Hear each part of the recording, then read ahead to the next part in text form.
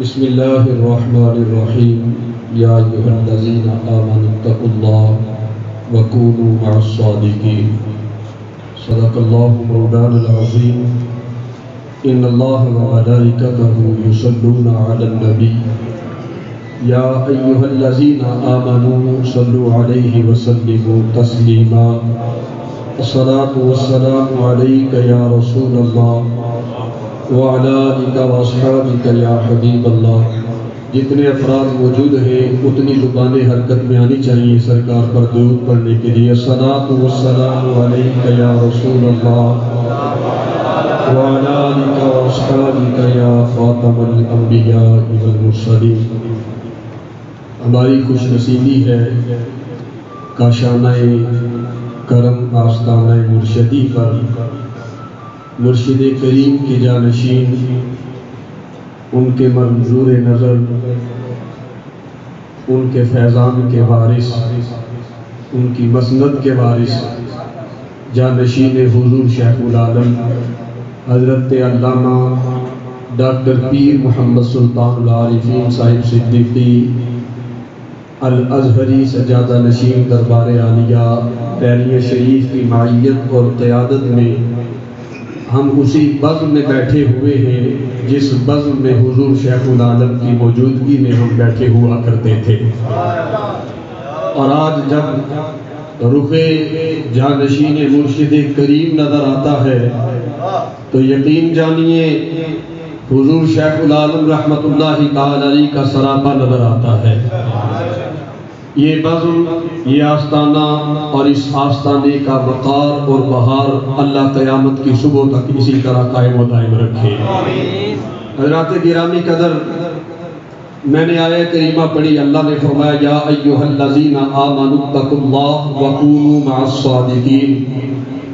اے ایمان والو، اللہ سے ڈرو اور سچوں کا دامن تھام کے رکھو، صادقین کے ساتھ اپنی صحبت اختیار کر لو، اپنا تعلق قائم کر لو۔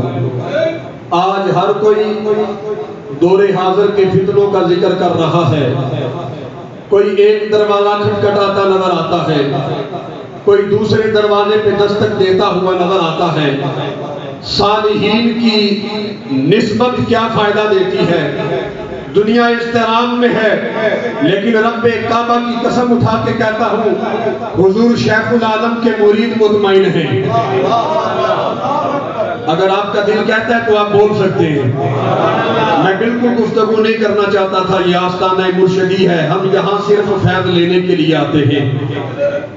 وہ مطمئن ہیں جنہیں حضور شیخ العالم کی نسبت حاصل ہے، کوئی اضطراب نہیں ہے، کوئی بے چینی نہیں ہے، کوئی پریشانی نہیں ہے۔ اس لیے اللہ نے فرمایا یا ایھا الذین آمنوا اتقوا اللہ وکونوا مع الصادقین۔ ایمان والو، اللہ سے ڈرو، سچوں کی سنگت اختیار کر لو۔ ہم نے کر لی ہے اس سچے کی سنگت اختیار جسے زمانہ علام الدین صدیقی کہتا ہے، اور وہ سچا ہمیں بتا گیا نبی پاک کی محبت ہماری شان ہے، صحابہ کرام کی محبت ہماری جان ہے، اہل بیت کی محبت ہمارا ایمان ہے۔ نہ ہم نے جان کو چھوڑنا ہے، نہ ہم نے شان کو چھوڑنا ہے، نہ ہم نے ایمان کو چھوڑنا ہے۔ نہ جان کے بغیر گزارا، نہ شان کے بغیر گزارا، نہ ایمان کے بغیر گزارا۔ زمانہ مر مٹا، دلیلیں ڈھونڈ ڈھونڈ کے میرے شیخ نے 3 جملے عطا فرمائے جس میں تھام لیے خدا نے بیڑا پار فرما دیا۔ نجات کے لیے میرے شیخ کا یہ جملہ ہی کافی ہے، اور 1000 دلیلیں، 1000 قرآن کی آیتیں، رسول اللہ کی احادیثیں اور مفسرین محققین کے قول پڑھنے کے بعد جس نتیجے پہ دنیا پہنچتی ہے وہ نتیجہ حضور شیخ العالم نے 3 لفظوں میں عطا فرمایا ہے۔ اور یہی فائدہ ہے صادقین کی صحبت کا، صالحین کی نسبت کا، اس لیے کہ یہ ہماری دنیا کے بھی نگہبان ہیں، یہ ہمارے دین کے بھی نگہبان ہیں، یہ ہمارے ایمان کے بھی نگہبان ہیں۔ اللہ والوں کی صحبت و سنگت یہ کیوں ضروری ہے؟ مولانا جلال الدین رومی رحمت اللہ تعالی علیہ آپ ایک حکایت میں سمجھانے کے لیے حکایت میں ارشاد فرماتے ہیں، آپ فرماتے ہیں ایک چیونٹی سمجھتے آپ جسے کیڑی کہتے ہیں، ہم سارے جہاں مثل چیونٹی بیٹھے ہوئے ہیں، فرمایا ایک چیونٹی ایک کیڑی کے دل میں شوق پیدا ہو گیا، خیال پیدا ہو گیا کہ میں اللہ کے گھر حرم کعبہ شریف کی زیارت کرنی ہے، رب کے گھر جانا ہے، کعبہ شریف میں جانا ہے۔ تو اس نے اپنی سہیلیوں سے، ساتھ والی چیونٹیوں سے کہا کہ میں حرم شریف جانا چاہتی ہوں، کعبہ شریف جانا چاہتی ہوں، مصطفیٰ کریم کے در اقدس پہ حاضری دینا چاہتی ہوں۔ تو انہوں نے کہا کہ پہلے اپنی اوقات کو دیکھ، اپنا وجود دیکھ، اپنی عمر دیکھ، تیری عمر کتنی ہے؟ چند گھنٹے یا چند دن تیری کل عمر ہے، اس سے زیادہ تیری زندگی نہیں ہے۔ اور اگر تیری زندگی لمبی بھی ہو، طویل بھی ہو، تو پھر تو یہ سفر دیکھ جو ہزاروں مہینوں کا سفر ہے تیرے لیے۔ اگر تو دن رات بھی سفر کرتی رہے، ہزاروں مہینوں کا سفر ہے، اور اگر تو سفر کر بھی لے تو پھر بھی نہیں پہنچ سکتی۔ کہا وہ کیوں؟ کہا اس لیے کہ اس راستے میں کھائیاں آتی ہیں، نالے آتے ہیں، دریا آتے ہیں، سمندر آتا ہے، کہیں پہاڑ آتے ہیں، کہیں سنسان صحرا آتے ہیں، کہیں جنگل آتے ہیں، کہیں آبادیاں آتی ہیں۔ ان کو عبور کر کے تو گزر جائے، یہ ممکن نہیں ہے۔ لہذا یہ خواب چھوڑ دے، یہ خیال چھوڑ دے، یہ تصور چھوڑ دے، یہ تڑپ اور حسرت دل سے نکال دے۔ تو نہیں جا سکتی کعبہ شریف۔ اس کے دل میں تڑپ سچی تھی۔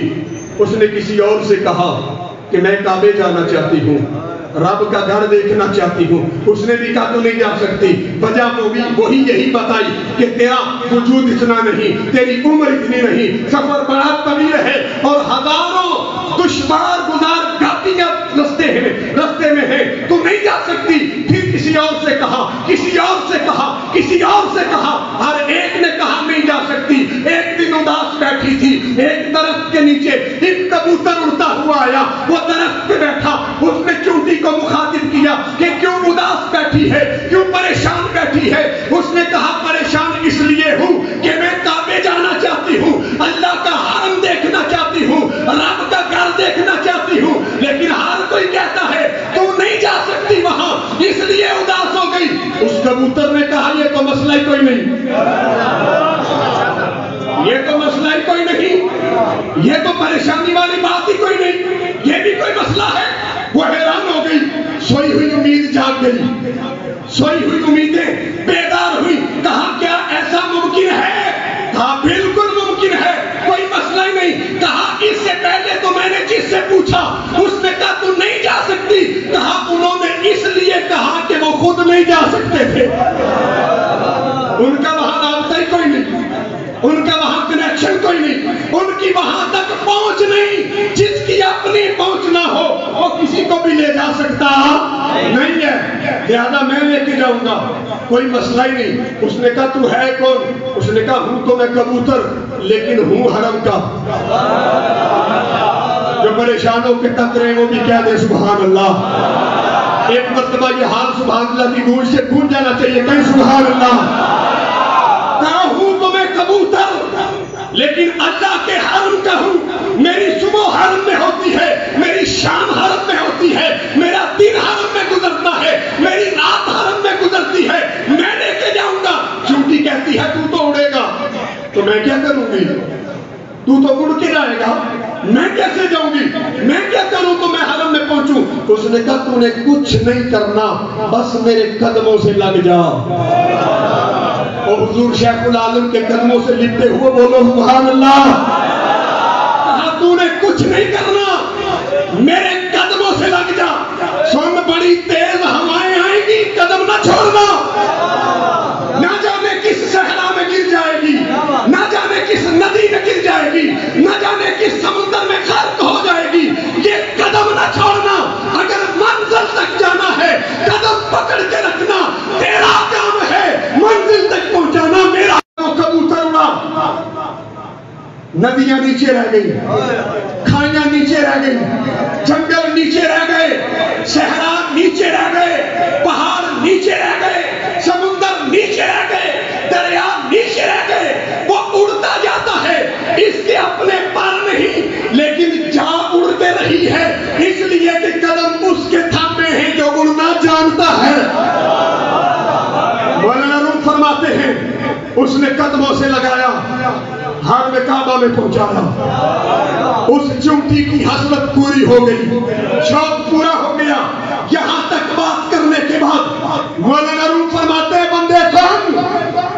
تو بھی مثل چونٹی ہے، تو بھی مثل چونٹی ہے، مثل کیڑی ہے، اور تیری منزل بارگاہ مصطفیٰ ہے، تیری منزل بارگاہ خدا ہے، تو نے وہاں تک جانا ہے۔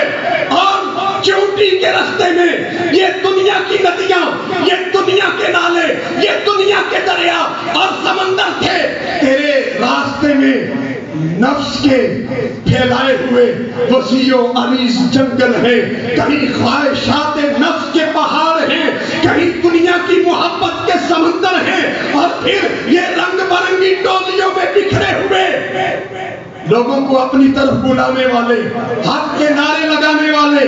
آج جتنی جماعتیں ہیں، جس سے پوچھو وہ کہتا ہے میں حق کے لیے لڑ رہا ہوں، میں حق پہ ہوں، میرا نعرہ حق کا ہے۔ کہا یہ سارے وہ سمندر ہیں جو تجھے ڈبونے کے لیے ہیں۔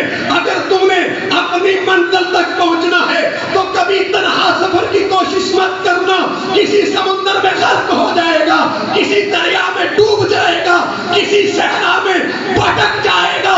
اگر تو نے منزل تک پہنچنا ہے، جس طرح چونٹی نے کبوتر کے قدم پکڑے تھے، تو بھی اللہ کے کسی بندے کے قدموں سے لگ جا۔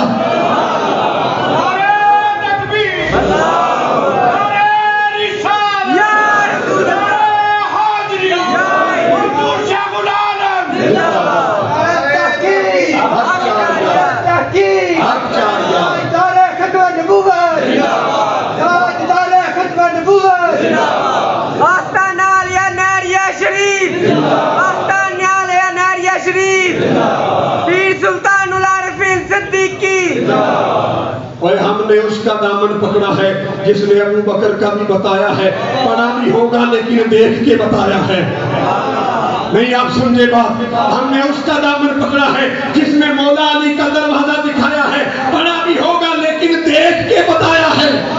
ہم نے اس کا دامن پکڑا ہے جس نے حسنین کریمین کی غلامی سکھائی ہے، بلکہ لنگر میں پکا کے ہمیں پلائی ہے۔ ہم نے اس کا دامن پکڑا ہے جس نے در حسین دکھایا ہے، تو مصطفیٰ کی معیت میں پہلے خود دیکھا ہے پھر غلاموں کو دکھایا ہے، اور بتا دیا ہے یہ در میں تمہیں دکھا کے جا رہا ہوں، یہ دروازے میں دکھا کے جا رہا ہوں، اور خود نہیں دکھا کے جا رہا، مجھے بھی کسی نے دکھائے ہیں۔